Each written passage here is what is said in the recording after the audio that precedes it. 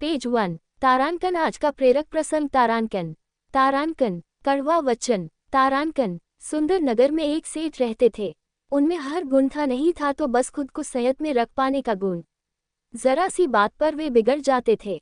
आसपास तक के लोग उनसे परेशान थे। खुद उनके घर वाले तक उनसे परेशान होकर बोलना छोड़ देते।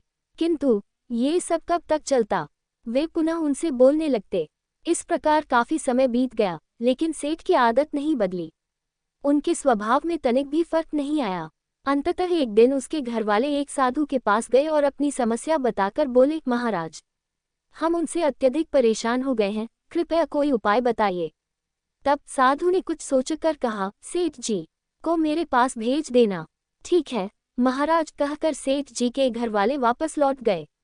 घर जाकर उन्होंने सेठ जी को अलग अलग उपायों के साथ उन्हें साधु महाराज के पास ले जाना चाहा, किंतु सेठ जी साधु महात्माओं पर विश्वास नहीं करते थे, अतः वे साधु के पास नहीं आए।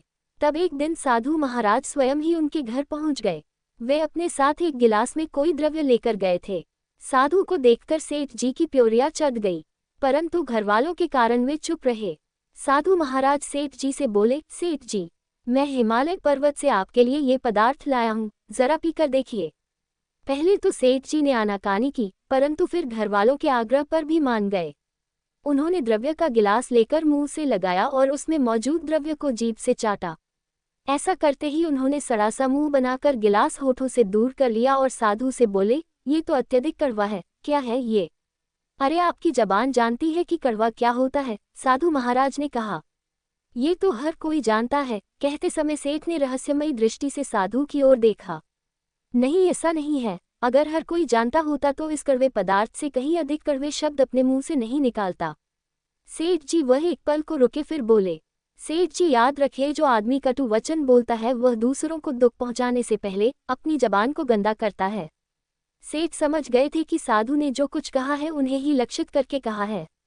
वह फौरन साधु के पैरों में गिर पड़े, बोले, साधु महाराज, आपने मेरी आंखें खोल दी, अब मैं आगे से कभी कटु वचनों का प्रयोग नहीं करूंगा।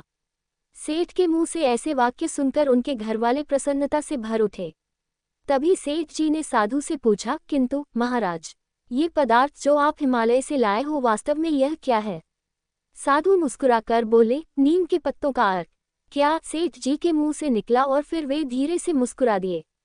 तारांकन शिक्षा। मित्रों, कड़वा वचन बोलने से बढ़कर इस संसार में और कड़वा कुछ नहीं। किसी द्रव्य के कड़वे होने से जीभ का स्वाद कुछ ही देर के लिए कड़वा होता है, परंतु कड़वे वचन से तो मन और आत्मा को चोट लगती है।